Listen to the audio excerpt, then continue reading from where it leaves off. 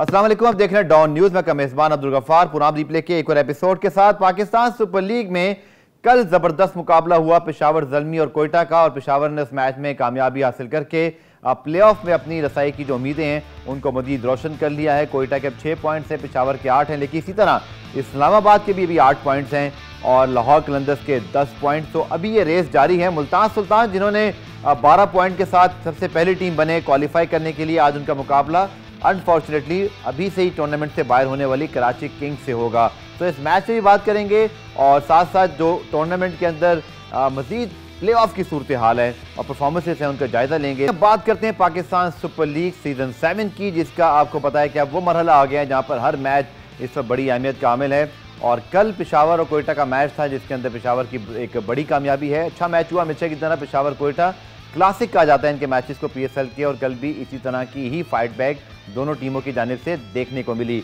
आज मैच है जनाब टीम से टूर्नामेंट से बाहर होने वाली कराची और प्लेऑफ में पहुंचने वाले मुल्तान सुल्तान का। तो थोड़ा सा एलिमेंट कम, इसीलिए हम कहते हैं कि हर टीम अच्छा करती रहे तो फिर एक इंटरेस्ट बरकरार रहता है। थोड़ा सा इंटरेस्ट मुझे इस लिहाज से कम दिखाई देता है आज के मैच में, लेकिन नेवरदलेस कराची के पास एक चांस मौजूद है कि वो अपनी प्राइड को यहाँ रिस्टोर करें। हमारे साथ मौजूद हैं हमारे स्पोर्ट्स रिपोर्टर अबू बकर बिलाल, जो कि अभी तो स्टूडियो में मौजूद हैं बट कल भी स्टेडियम में मौजूद थे। मुझे पता है कि अबू बकर मैच प्रोग्राम खत्म होने के फौरन बाद स्टेडियम ही जो है वो जाएंगे और आज का मैच भी कवर करेंगे। कुछ बताइएगा सबसे पहले तो अबू बकर के लाहौर में जितने मैचेस हो रहे हैं सबसे अच्छी चीज़ सर क्राउड का इन्वॉल्वमेंट, खासतौर पर लाहौर के मैचेस के लिए। मुझे अपने कुछ फैमिली मेंबर्स का फ़ोन आया लाहौर से कि लाहौर के टिकट नहीं मिल रहे। मैंने कहा मैं तो कराची बैठा हूँ, मैं कुछ नहीं कर सकता, शायद अबू बकर कुछ कर लें। अबू बकर क्या कहेंगे लाहौर के इस पर फैन इंटरेस्ट के हवाले से? देखिए फैन इंटरेस्ट तो नज़र आ रहा है, वो शुरू से नज़र आ रहा है और उसके लिए इस बार खसूसी इकदाम भी किए गए हैं। इधर तारीफ़ करनी पड़ेगी पाकिस्तान क्रिकेट बोर्ड के मौजूदा चेयरमैन रमीज़ राजा की।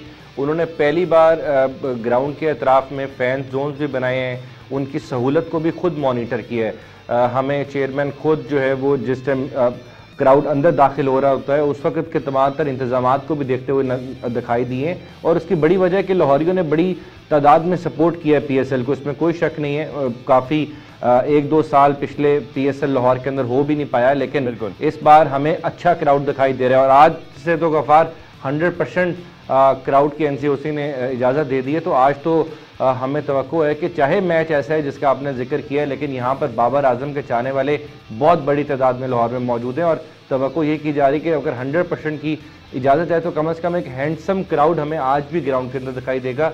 इस चीज़ से हट के कि कराची किंग्स टूर्नामेंट से बाहर हो गया, बाबर आजम की फ़ैन फॉलोइंग भी यहाँ पर बड़ी तादाद में मौजूद है। जी हाँ, कल के मैच का पैकेज भी आपको कुछ देर में दिखाएंगे जैसे वो रेडी होता है। लेकिन वो बकर 50% क्राउड था तो 50% हमारे पर प्रेशर था, और अब 100% क्राउड अलाउ हो गया तो 100% प्रेशर भी होगा कि आप हमें टिकट्स प्रोवाइड कर दें। बिल्कुल, आपको हमने टिकट्स भी देंगे और मैच भी दिखाएंगे, लेकिन उसके लिए आपको ऑनलाइन बुक करनी पड़ेंगी इस वक्त अगर दस्तयाब हो जाए, क्योंकि अगले मैचेस के अंदर वो भी टिकट्स प्ले ऑफ्स की खुलने वाली हैं और हाथों हाथ बिकने वाली, क्योंकि प्ले ऑफ्स के जितना प्रेशर होगा लाहौर में शायद अभी जो ग्रुप मैचेस हो रहे हैं उस पर इतना प्रेशर ना हो। चलिए कल के मैच की बात करते हैं, उसका पैकेज भी दिखाते हैं। प्रोड्यूसर साहब मुझे जब गो हेड दें तो हम उसको प्ले करते हैं। देखिए सबसे इंपॉर्टेंट चीज़ ये है, अबू बकर के पिच ने हमें थोड़ा सरप्राइज किया। हम समझ रहे थे कि वो बहुत खतरनाक किस्म का ड्यू फैक्टर होगा, but look at Usman Qadir, कल उन्होंने मैच विनिंग बॉलिंग कर दी। पेशावर ज़ल्मी को उन्होंने वो 2 विकेटें जो दिलाई, इफ्तिखार की, और फिर की उसने मैच ही तब्दील कर दिया।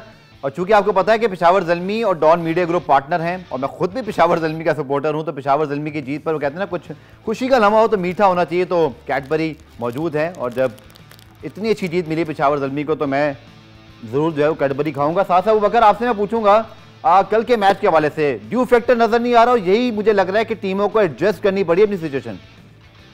देखें ड्यू फैक्टर के ऊपर पाकिस्तान क्रिकेट बोर्ड ने बड़ा काम किया है, और हमें दिखाई देता है कि तकरीबन दोपहर 2:30-3 बजे अगर शाम को मैच होना है तो उस वक्त ग्राउंड के अंदर एक खसूसी स्प्रे है जो कि ड्यू को ग्राउंड पे बैठने नहीं देता। वो स्प्रे पूरे ग्राउंड के अंदर किया जा रहा है, और शुरू में तो तमाम टीमों ने को भी ये खतरा था कि शायद बहुत ज़्यादा ड्यू फैक्टर होगा, जिस किस्म का ड्यू फैक्टर हमें लाहौर लेग शुरू होने से पहले ट्रेनिंग सेशंस के अंदर दिखाई दिया, लेकिन स्प्रे ने काफ़ी हद तक इसके ऊपर ओवरकम किया है। और यकीनी तौर पर कल आपके सामने वहाब रियाज पहले कप्तान कल लाहौर के बने, जिन्होंने लाहौर में आकर टॉस जीतकर पहले बैटिंग करने को तरजीह दी है और मैच भी जीता है। तो इट्स मीन्स के ड्यू फैक्टर अब थोड़ा कम होता हुआ दिखाई दे रहा है। और वैसे भी लाहौर का वेदर अब पिछले 2-3 दिन के अंदर काफ़ी ज़्यादा खुल गया है। वो ठंड का जो एक जोर था वो टूट चुका है, अच्छी धूपें लग रही हैं और ये भी एक बड़ी वजह है कि ड्यू फैक्टर थोड़ा कम है।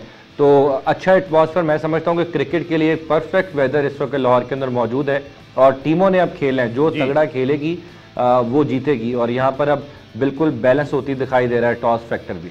ठीक है, senior sport journalist Mirza Iqbal Baig साहब, सीनियर एंकर, उनसे भी ज्वाइन कर लिए उन्होंने जी। मिर्ज़ा इकबाल बेग साहब जैसे ही ज्वाइन करते हैं उनसे ही बात करते हैं। लेकिन आपने बड़ी ठीक बात की, अबूबकर के वहाब रियाज पहले कप्तान बने लाहौर में, जिन्होंने टॉस जीत के पहले बैटिंग की। हमें याद है इस्लामाबाद ने भी कराची के अंदर ये आखिरी मैच में कर लिया था। क्या लगता है आपको बाकी टीमों की प्लानिंग क्या होगी? जैसे आपने दुरुस्त निशानदेही की है अबूबकर के वेदर और फिर जो पीसीबी ने इकदाम उठाए हैं ड्यू फैक्टर के लिए, आई थिंक मुझे तो लगता है कि टीमें अब शायद टॉस जीत कर बैटिंग पे ही जाएंगी। आपको भी ऐसे लगता है?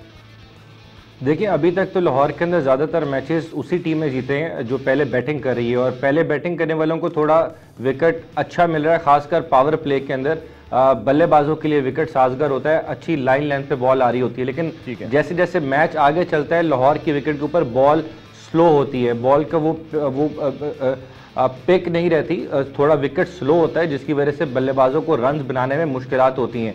तो अब जिस तरह कल पेशावर ने फैसला किया, अर्ली विकेट्स भी गिरी लेकिन उसके बावजूद एक पार्टनरशिप लगी और बड़े टोटल तक पहुंचे पेशावर ज़ल्मी। चलिए, मिर्ज़ा इकबाल भी साहब हमारे साथ मौजूद हैं, सीनियर स्पोर्ट जर्नलिस्ट और एंकर तजिया का मुद्दे कहते हैं। इकबाल भाई, पाकिस्तान सुपर लीग में अब तक के जो नतीजे आए हैं और जो टेबल पे सूरत हाल है और कल का मैच पेशावर की जीत और आज जो मैच है ऑब्वियसली डेड रबर हो गया, चूंकि एक टीम क्वालिफाई कर चुकी है, एक टीम टूर्नामेंट से बाहर हो चुकी है, तो थोड़ा इंटरेस्ट लेवल कम रहेगा इकबाल भाई आज के मैच में।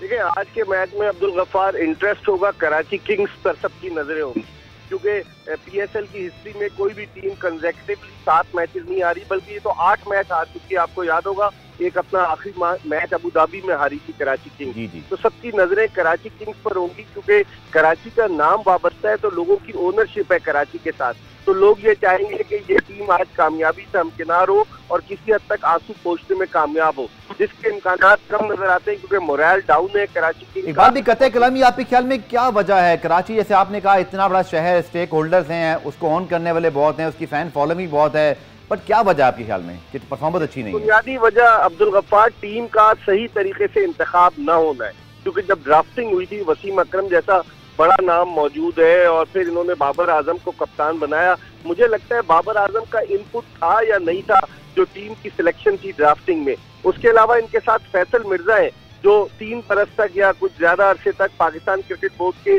प्लेयर्स रिक्रूटमेंट मैनेजर रहे, उनसे ज्यादा प्लेयर्स को कौन जानता है। तो जब ड्राफ्टिंग हो रही थी उस वक्त कराची किंग्स ने, आप देखें ना, कराची किंग्स की टीम में एक भी लेग स्पिनर शामिल नहीं था। और आप देखें जो लेग स्पिनर्स परफॉर्म कर रहे हैं, चाहे वो इमरान ताहिर हो, कल उस्मान कादिर ने परफॉर्म किया, शादाब खान ने परफॉर्म किया, सारे लेग स्पिनर्स जो है वो परफॉर्म कर रहे हैं। लेकिन इनकी टीम में कोई लेग स्पिनर नहीं है, इनकी टीम का सिलेक्शन सही नहीं था। बहुत ज्यादा ये रिलाय कर रहे थे अपने दोनों ओपनर शर्जील खान और बाबर आजम पर, और मिडिल ऑर्डर लुइस ग्रेगरी को इतना अच्छा नहीं था। इयन कॉकबैन उसको लेकर आए, वो इतना अच्छा नहीं है। मुझे लग रहा है कि एक तो कोच का इंतखाब सही नहीं था अब्दुल गफ्फार, जो इनका कोच है पीटर मूर्स, और उसके अलावा जो प्लेयर्स लेकर आए वो इतने केपेबल नहीं थे कि वो पीएसएल में अच्छा परफॉर्म कर सकते। तो हम बात करें पाकिस्तान सुपर लीग के मैचेस की, तो अबूबकर हमारे साथ मौजूद हैं, इकबाल भाई भी। अबूबकर, पहले आपसे एक सवाल ले लेता हूं कि बड़ी क्लियर अब ये चीज़ है कि इस्लामाबाद हो, पेशावर हो, कोयटा, आने वाले तमाम मैचेस ही इंपॉर्टेंट है, लेकिन इस्लामाबाद की भी वो आपको पता है रिपोर्ट आना बाकी है। हम सब मुंतज़िर हैं कि शादाब खान या फिर रिशान जमीर और इवन कॉलर मुनरो के हवाले से क्या अपडेट आती है। फिर एलिक हिल्स भी विड्रॉ हो गए हैं, तो not a good situation for Islamabad. But उन्होंने एक चीज़ दिखाई, उन्होंने फिर भी मैच उसने जीता इस बुरी सूरत हाल के बावजूद, तो उनकी स्पिरिट बहुत अच्छी है। देखिए, स्पिरिट अच्छी है, लेकिन वो मैच की जहाँ तक बात है, मुझे लगता है कि शायद वो कराची किंग्स ने खुद हारा है मैच। इस्लामाबाद यूनाइटेड ने तो बहुत कोशिश की कि कराची किंग्स जो है वो मैच किसी तरह जीतें, काफ़ी गलतियां भी की, फील्डिंग कैचेस मिस भी हुए, लेकिन जिस किस्म की मुझे लग रहा है कराची इस वक्त टीम शेकी हुई भी है, शायद मैंने इससे पहले कोई टीम नहीं देखी। मिर्ज़ा इकबाल बेग साहब ने पूरी दुनिया के अंदर क्रिकेट को कवर करते हैं, मुझे कोई बता दें कि कोई ऐसी टीम बनी हो जो ड्राफ्ट में उठाई हो जिसके अंदर 6-7 आपको ऑलराउंडर दिखाई दे रहे हों। इवन के बाबर और शजील के बाद हमें मिडिल ऑर्डर के अंदर कोई प्रॉपर बैट्समैन दिखाई नहीं देता, वो चाहे मोहम्मद नबी हो, वो चाहे इमाद वसीम हो, वो ग्रेगरी हो, कासिम अकरम हो, आमिर यामीन हो। ये सारे वो हैं जो कि ऑलराउंडर्स हैं, और कभी भी टीमें आधा तीतर और आधा बटेर के साथ मैच नहीं जीतती। हमें मुकम्मल तौर पर बैटिंग के अंदर अगर हमें मिडिल ऑर्डर के अंदर प्रॉपर बैट्समैन दिखाई देते तो शायद इस टीम का बैलेंस आज चेंज होता, और इनकी शिकस्त की बड़ी वजह मुझे यही दिखाई देती है। इकबाल भाई, अब ये बड़ा इंपॉर्टेंट सवाल है, अल्लाह ना करे ऐसा हो कि बाबर आजम जिन्होंने पाकिस्तान को तीनों फॉर्मेट में कप्तानी करनी है, जाहिर बात है आप जैसा भी मर्जी कह लें कि फ्रेंचाइज क्रिकेट थी, वो इंटरनेशनल क्रिकेट है, लेकिन एक शख्स पे प्रेशर तो ज़रूर आता है बतौर कप्तान। ऑस्ट्रेलिया की टीम पाकिस्तान आ रही है, बाबर आजम इस प्रेशर को कितना रिकवर करेंगे, आपके ख्याल में ये इसका इम्पैक्ट क्या होगा?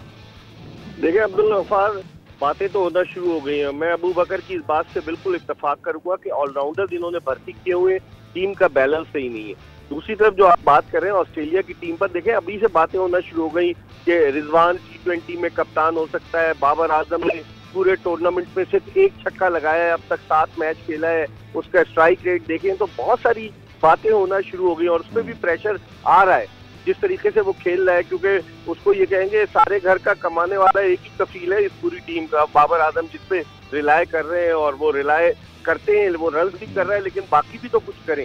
तो मैं समझता हूँ ऑस्ट्रेलिया की सीरीज में बाबर आजम पे प्रेशर जरूर होगा, क्योंकि ऑस्ट्रेलिया की एक तगड़ी टीम आ रही है। आज माइकल नेसर की जगह उन्होंने उसका रिप्लेसमेंट रखा है और आज ये खबर आई है कि ग्लेन मैक्सवेल जो है वो अवेलेबल नहीं होंगे पाकिस्तान की जो वनडे और T20 की सीरीज के लिए। तो मैं समझता हूँ प्रेशर होगा बाबर आजम पर। अब उनका इम्तिहान है, क्योंकि अब उनका मुकाबला होगा एक तगड़ी टीम से। इससे पहले जिन टीमों के खिलाफ हम खेलते रहे उनके या तो कमजोर खिलाड़ी आए या फिर वो बात नहीं थी, लेकिन ऑस्ट्रेलिया फुल स्ट्रेंथ के साथ आ रहा है अब्दुल गफ्फार। मुझे लग रहा है बाबर आजम की सलाहियतों की कड़ी आजमाइश होगी ये सीरीज।